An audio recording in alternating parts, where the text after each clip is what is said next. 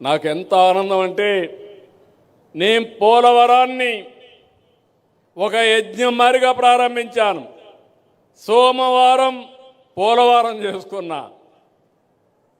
2019లో ఓడిపోకపోతే 2021లో పూర్తి అయిపోయేది.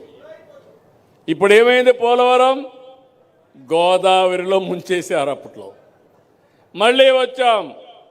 4,400 కోట్ల రూపాయలతో పనిచేసినటువంటి డయాఫామ్ వాల్ పోతే నేను వస్తానే మళ్ళీ కేంద్రం కూడా ఒప్పుకొని 1000 కోట్లు పెట్టి మళ్ళా డయాఫామ్ వాల్ కట్టాం.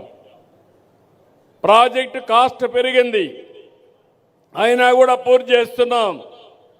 అయితే ఈరోజు మీరు గుర్తుపెట్టుకోవాలి, పోలవరం ఆంధ్రప్రదేశ్ రాష్ట్రానికి జీవనాడి.